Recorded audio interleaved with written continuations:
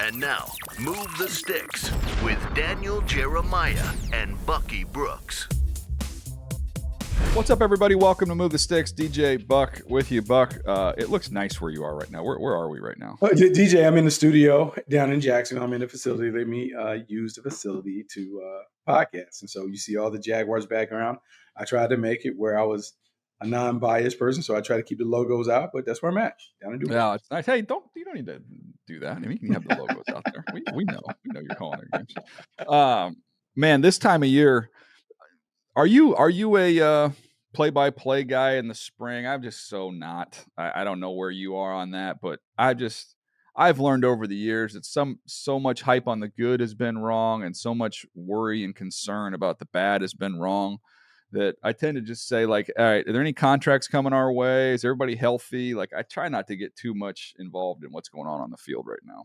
No, I try not to fall in love with the hype bunnies, the people that you hear about during this time of year. You hear a handful of names that people talk about are sensational throughout the course of camp. But what I've grown to realize, this isn't the real ball that we'll talk about, because without pads, without the contact element of the game, it's all for naught. This is like 7-on-7 that you see in high school, people running around and doing things.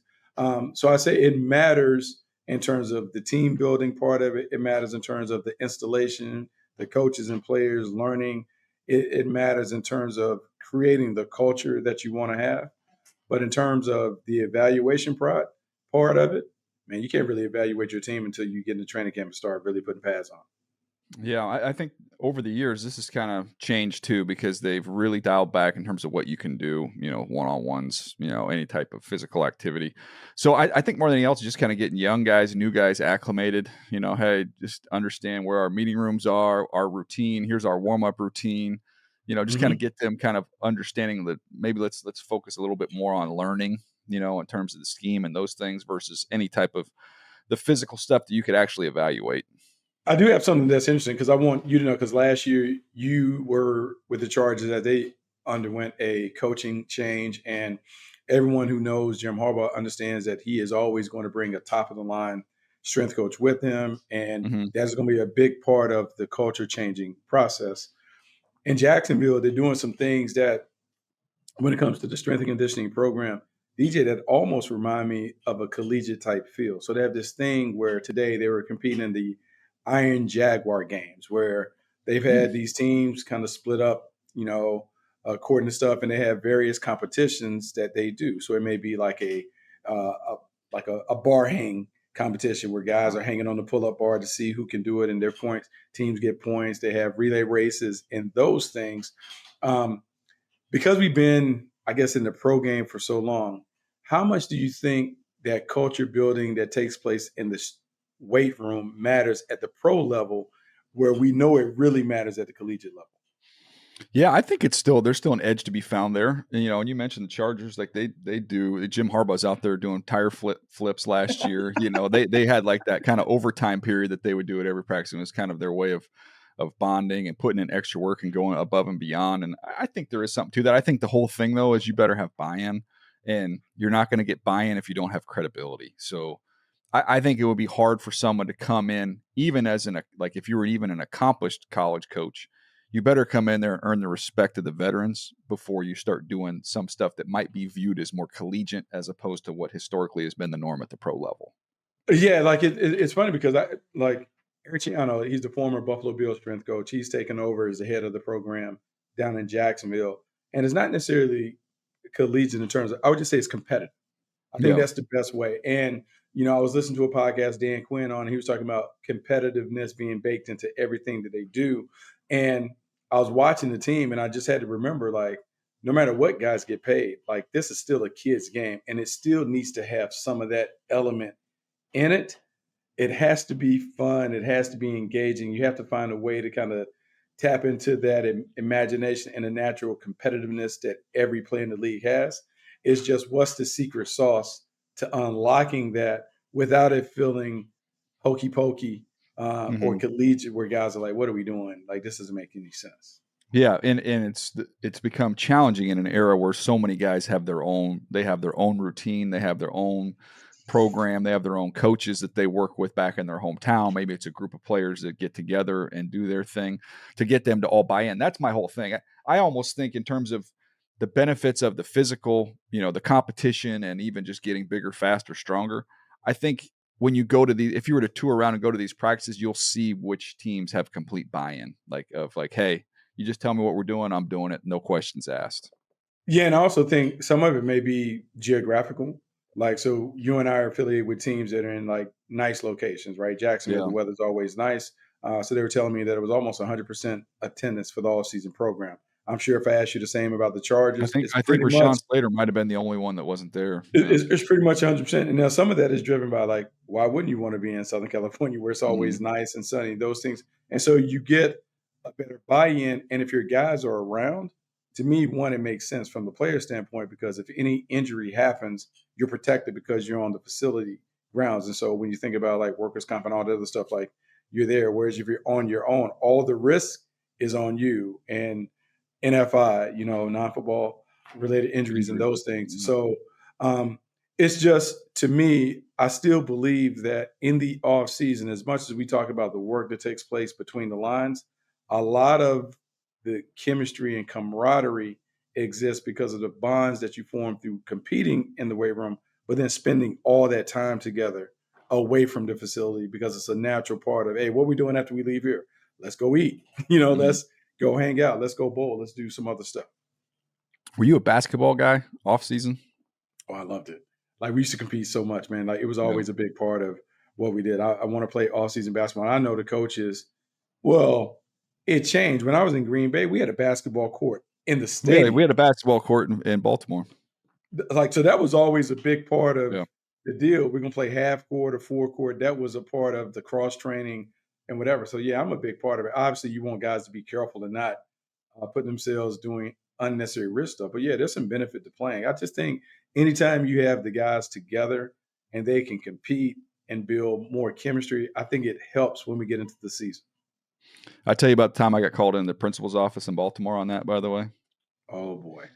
I don't remember if it was a pre-draft visit or it was a free agent visit, but we had a player visit that was not on our team. Okay. And this is year one for me in the NFL. This is year one as an office guy, as a personnel assistant. Well, we would always go down and lunch, and this is at the old Baltimore facility. This was like the Baltimore Colts facility before they moved into the Castle. If you've seen the Ravens facility, now, it's really nice. This was the old dumpy facility that the Baltimore Colts used to be in. And so it was a turf weight room, Buck, but there was a hoop in there, and we used to go in there and hoop in there on the turf, like that old school, like, carpet that was, not like the grassy looking field turf stuff that you see now. But we used to play hoop in there all the time. So we had a guy visit, and we were kind of giving him the tour. I think it might have been me and Jeremiah Washburn might have been like giving him a tour. There were some other guys in there, and then he wanted to hoop. So let's go. Oh yeah, let's go. So we're hooping with this guy who's not under contract with us, who, if for some reason, and I'm so young and dumb, I'm not thinking about this. This guy gets hurt, we are in big trouble, big trouble. And so I think somebody saw us and then ran upstairs, and then it was immediately like, hey, we don't do that. You cannot do that. Ever do that again. Man, the guy wanted, that when you're 25 years old and can still hoop a little bit, and somebody says they want to hoop, like, we go get in the buckets. You're hilarious. All right, Paul, let me move. I got to move to a different location. So I'm into the principal's office. Let me move. So look, live and learn, Buck. That was the last time I ever played basketball with someone who wasn't under contract with the team. That is, look, I understand, and I understand the competitor in you, and I understand the competitor in the player that was in the building. It's the risk, though. It's the risk. Well, looking back on it, it's someone who has like half of a brain now and who has spent, a lot of time around this game and has common sense. Just like, what an idiot. What the heck was I thinking? Not the smartest move I've ever made. That's for sure. A lot of dumb moves over the years, Buck, but that might be top 10. That's okay. Look, that's all right. It kind of happens. We can figure that part out. It is what it is. All right. I want to get in just a minute here. I wanted to get to you on a stat and some players that jumped off the screen when I was going through some of the more advanced numbers from last year's NFL season and have a conversation about that. Before I do, though, one of the things I love about our conversations is we kind of get into scouting stuff, and I don't know. There's many programs that can do that and talk about the little nuances in scouting and how things change. And we've talked, I think we've been pretty close to the forefront in advocating for virtual reality. I think before it Mhm. became as influential as it was, and different Yeah, ways to do Marucci. things. Yeah. Yeah, we were talking about that years ago. And then, of course, Jack Marucci and that company took it and ran. And Jaden Daniels being kind of the poster child for how to properly utilize that tool. But one of the things we were talking about off air, and I want to just get onto it here, is that for those that don't know how scouting works, when you're an area scout, you're on the college side of scouting. You go out on the road, and you're constantly driving, especially if you're in the West where we were for a while. Like, you are long Mhm. drives. You're getting to a school. You get there early in the morning, 7 o'clock in the morning, and then through the course of the day, you're getting a chance to meet with a bunch of different people, coaches. You look at the strength staff, the training staff. You're talking to academic people, all these different meetings you have throughout the day. You can try and get some tape in as well, which is a lot easier now because everybody has it all on their iPads or devices, mobile devices. Mhm. So they can do that in their hotel room. We didn't really have that luxury back in the day. We had most of the tape we got watched inside the facility. But then you get out to practice, you body type guys, you'll watch players move around before you get kicked out of practice. And then you get in your car and you might have a 4 or 5 hour drive, get a bite to eat, get a workout in. You're in your hotel buckets, 10 o'clock at night. And now you've got to write all the background information in on these players into your computer. And then we used to have to write summaries, where you'd have to summarize in a pretty chunky, wordy document of the player and write them up. And we were talking about this, and were filling me in on Mhm. some of the folks you talk to around the league, that they're kind of getting away from having to actually write the report. And I want to get into all the different areas and how this can affect scouting. But I think when I heard it, Buck, my ears perked up, and it's one of those things where, like, gosh, why didn't somebody think about this a long time ago? Yeah, DJ, one of the frustrations that we used to have when it came to scouting, I think you and I have always talked about this, is just the wordiness of the reports that we used to have to compose and maybe some of the redundancy of the information that we were inputting. And even though we both believe in the thoroughness of the reporting, like the background information, the medical stuff that we would get on the school call, and then the evaluation of the player, you can get bogged down in the details when it comes to just inputting and doing the word processing and those things. And when you are a road scout and you're having to drive from one school to another, and the drive may be a couple hours, and then you get to the hotel and it may take you 30 to 45 minutes of report. Time on task can prevent you from being efficient and effective in the process.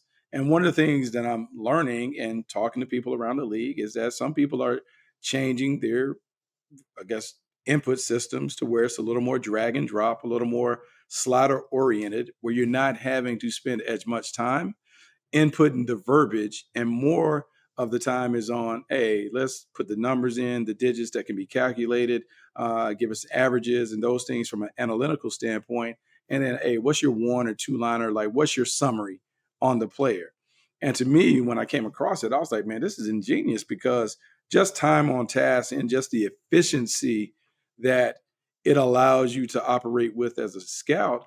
Look, man, I just think it's one of the things that we can do now that is, look, it's drastically different than the way things have always been done in the past. But I do believe it's a way to take some of those past attributes and things that we want to have in every report, but do it in a more efficient manner.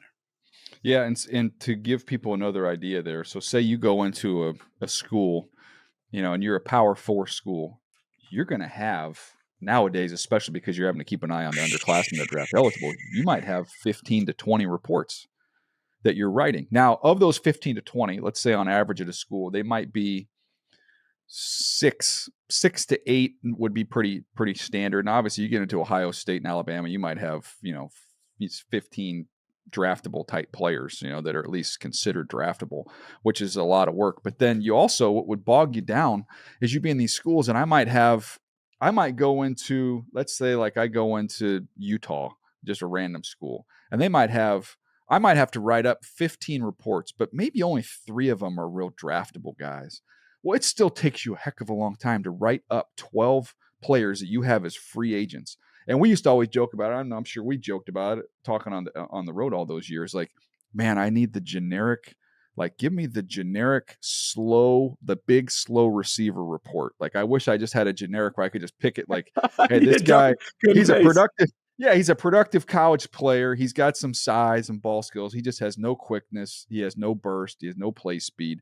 He's not going to get drafted. He's not going to run fast enough to get himself drafted. Well, I'm still having to go through, check the boxes, write descriptions of his body type, write descriptions of all of his position-specific attributes, and then I'm having to write a summary on him. Now, it might be more brief. You could get away with being more brief on a free agent, but still, you're writing summaries. Whereas now it's like almost you're creating kind of these generic profiles, and you can kind of say, okay, this guy fits this body type profile, this athleticism profile, is a free agent. And like you were saying, just slide, and then boom, I'm off to the next one. You talk about saving some time now. Holy cow.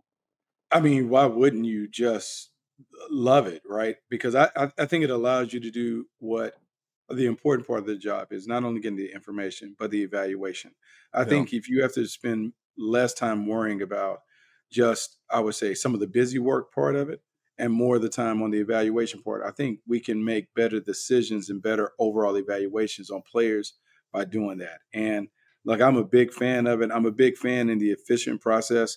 It's one of the things that we talked about that people discovered over COVID in terms of, hey, do we have to do all of this travel, or can we do some of these things at home? And I know we're at a time where people are really trying to mandate the return to office, but I do believe some of the remote stuff that we learned during our time during the pandemic has helped scouts and people evaluate and be more efficient with their time and all those other things. And so much of the job, I would say the hard part of the job, has little to do with the football part of it, but more to do with, man, I got to get from this spot to that spot by tomorrow, like, and all of that. And so if you can help the area guys out by doing some things that make it, I would say, like scout friendly, I believe you can eventually get to the point where you make the process easier, where you can make better decisions because you're getting better evaluation from guys that aren't tired, but are really locked in on the task at hand.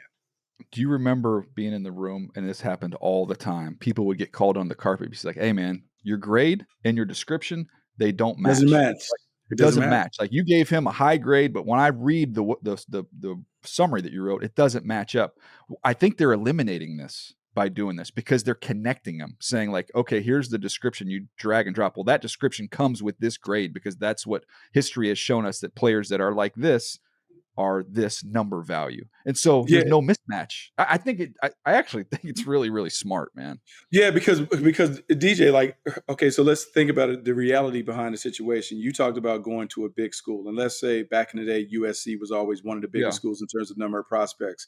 Well, the general rule is add a day per 7 scouts, per 7 prospects is like a day. So if there's 7 on offense and 7 on defense, that's a 2-day visit at a minimum. Mm-hmm. Well, when you have that kind of workload when it comes to writing reports, obviously you can't write all of those reports at night. And what happens, there's a carryover. So the guy that I saw on Tuesday, I'm in that right about till Wednesday. But guess what happened on Wednesday? I saw 7 more guys on Wednesday that now clouds my mind. And so my grade might be high on him, but because it's been a day before I got to the process of writing the report doesn't always match up. And that's some of the stuff that happens. And that's how you get, I won't say some of the misses, but some of the non-matching verbiage to go with the grade, because the grade says you really love the player, but your verbiage doesn't. And some of that is because you can't really remember all of the details that you had or that you fell in love with the player when you watched the player in real time. Yeah, when I was in Baltimore and in Cleveland, our thing was, hey, they wanted you to keep up with your reports as best you could. Just make sure you're always sending something in. Like, you need to send in a batch every Friday or what have you. Yeah, but every Friday was a day. I didn't necessarily have to have every player I watched during that week done by that Friday, but it was like, hey, you just kind of chipping away. And that's kind of like I've told people the origin story of the name Move the Sticks, which was Phil Savage always talk about, hey, every day advance the ball just a little bit more every day. As long as you're turning something in and you keep moving it forward. And then, like, say our ultimate date was December 10th or 5th or Mhm. whatever it would be. Now you'd be off the road at that point in time. And so that last 10 days, man, I'd be cranking out tons of work. And you might be catching up on somebody you saw a month ago. Like, Yeah, but that's a long time. Then when I was in Philadelphia, we had to have it every Friday by midnight from that week. Like, we were responsible for getting everything in everything in. every Yeah. single week. But even with that, that I might be writing a player up at 11 o'clock Friday night that I watched on Monday, and I've seen 80 players since I saw that guy. Can't remember it So all. that makes it challenging. So I think it's really smart. And I think it also, from a standpoint of being able to run reports, be able to say, like, hey, are we off on this guy because all of us in our reports had this, this number, like an 8 on competitiveness out Mhm. of 10 or whatever scale you want to use, or 9 or whatever. And Yeah. then now we can pull all those numbers and be like, okay, man, we need to put this guy up a little bit higher. We all agree he has the core stuff that we want. Yeah, and I think the big challenge, DJ, you talked about like submitting those reports and getting the reports in. Um, the thing is that you would try and do each day, like, hey, if you can't get the what you used to call them critical factors in, Yeah. like at least while it's fresh in your mind, write the summary. Yeah. Because if I write the summary, I can go back and fill in the critical factors based You off can my work summary. backwards. Yeah. Yeah, but if I don't do anything, I don't put them in, man, that is the recall is just really hard unless you are an exceptional note taker and your notes Mhm. are so clear that you can open up the notebook and see like, oh yeah, I remember I like this play. Because if not, you have to rewatch the player again to get another feel for what really Not drove efficient. you to that thing. It just makes it a very, very difficult thing. And so from an efficiency process, man, we just want to be efficient so we can be really, really good with everything. Yeah, no, it's I think it's kind of a game changer there. So I wanted to have that little scouting discussion. All right, so I was thinking of this, Buck. I was thinking, what if we're in a league, a quarterback league, and we're trying to make the offense and the whole setup as quarterback friendly as possible to get the best performance out of our players? I started thinking, like, okay, well, obviously we've talked about the 3 Ps forever. You got the play caller, you got the protection, you Mhm. got the playmakers. And I started thinking, okay, well, it's still a statistical league. So, we want guys, hopefully you're going to throw for 4,000 yards and touchdowns, this, that, and the other. So I thought, okay, well, who is going to be your best friend then? And what stat should what did I want to look up and look at? And I started thinking, man, as someone who didn't have a strong arm at that position, give me run after catch. I want to see, like, who are those best guys? Who are the guys that do that better than anybody else? And I separated it with wideouts and tight ends. So these are guys who I think you can make a case are the most quarterback friendly players in the league because of what they did with the ball in their hands after you got the ball in their hands. So these are the 5 leaders last year. And then I want to get your thoughts on them, but I'll just give you the names here because a couple of them might surprise you. Last year, Jamar Chase led the league in yards after catch, 803 yards amongst Mm. receivers. Not a surprise. Mhm. DJ Moore, who, remember DJ Moore when he was coming out of college, that was his MO. Like, he has been Yep. the same guy from college to Carolina to Chicago. He was second with 630 yards. How about this one? The third in the league in yards after the catch last year, Khalil Shakir for the Buffalo Oh, Bills. Buffalo. How about that? 622 yards. After him, a guy that you could probably peek over your shoulder and find, Brian Thomas Jr. as a rookie, 600 yards after the catch last year. And then CeeDee Lamb would round out the top 5 with 566 yards. But when you see those names, so Chase, Moore, Shakir, BTJ, Lamb, like, what stands out to you? Do they have any? Is there any commonality? Because there's a lot of different body types and speeds and all those things. But when you look at those guys, what is there anything that connects them? Uh, DJ, the old connector that I used to use would be punt returnability, those things. But those guys don't necessarily qualify under that. I think the one thing that we can talk about all of them and watching their tape, we've always talked about contact balance and ball in hand strength. Like in terms of their ability to Bingo. break tackles and Bingo. strength that they display when they're in the open field, like they run through arm tackles and they're very, very difficult to get down. The thing about Jamar Chase, when you look at him, if you watch him play, and then if you've seen any of the stuff that he does in the offseason, strong and explosive is a big part of his DNA.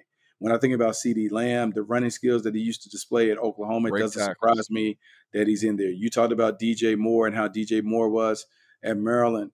Brian Thomas Jr., to me, is a bit of a surprise because it took them a while to kind of figure it out, but then they started making a concerted effort to give him the ball. DJ, so much of playing wide receiver. We'll talk about route running and all that other stuff.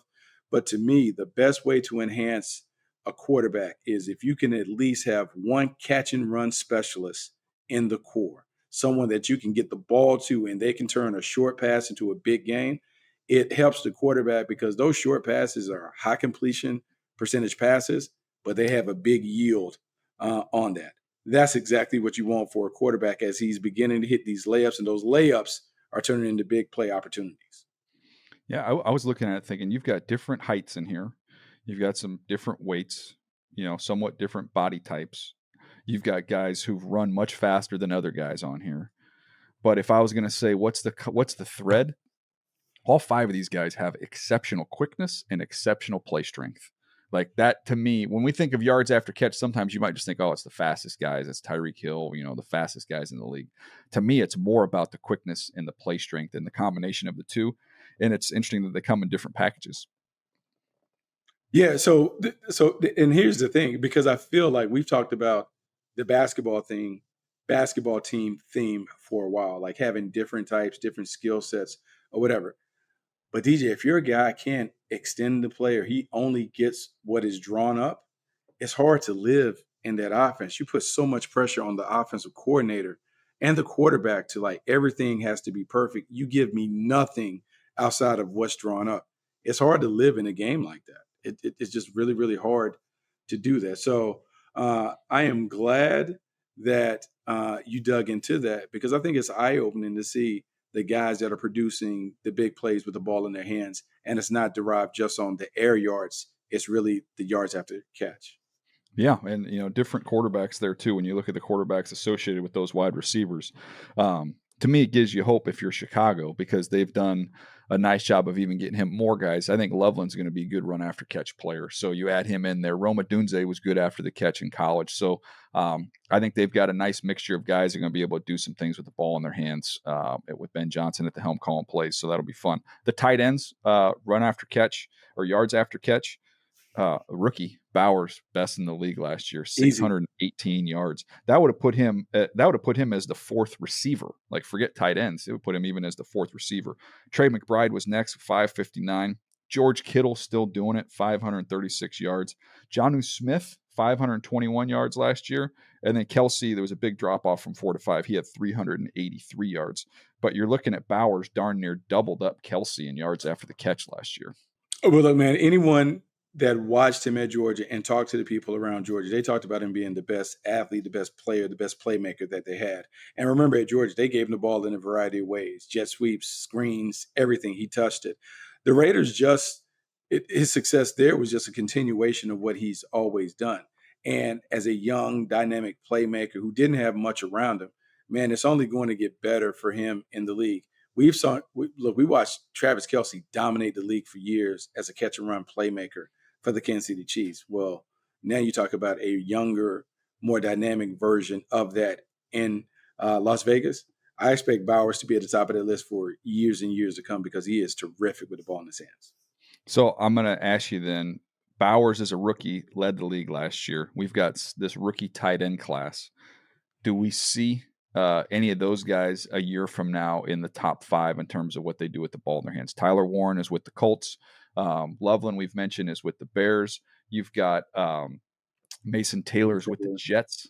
So there's some interesting players out there. Harold Fannon's a good player. I'm excited to see what he does and how he fits in alongside Njoku with Cleveland. That might be a reps opportunity thing there. Might not help him, but some good tight ends. Do we see any of those guys on this list next year? I think Mason Taylor has a great opportunity. I think as you're building out this offense for Justin Fields, we remember like mock drafting, we always paired a tight end with Justin Fields because we talked about right down the middle. It's the easiest throw and the easiest completion for the quarterback. Mason Taylor is now the beneficiary there. And with Garrett Wilson on the outside, he's going to command double coverage. Look, there are going to be plenty of opportunities for Mason Taylor to make plays. I would bank on him being in that conversation as one of the YAC leaders. There you go. Well, this was a fun one, man. You got a chance to talk about some of the scouting stuff as well as some quarterback-friendly players in this league. Geno Smith's going to love throwing the ball to Brock Bowers. Thinking about Joe Burrow, how excited he is to have that receiving core back. Looked like that might not be the case, but they figured it out. They got it done. So Jamar Chase, it's going to be hard to give him a ton of attention when you got to worry about the other guys they have in that offense. So it'll be fun to watch. We'll keep an eye on some other stats here as we go through the offseason, see if we can't pull some other takeaways out for you. But that's going to do it, Buck. Enjoy your time in Jayville. Enjoy the rest of getting a chance to watch some of this football that I just basically said was not worth anything. So you enjoy that, make the most of it, and I enjoy all your feedback. We'll see you guys next time right here on Move the Sticks.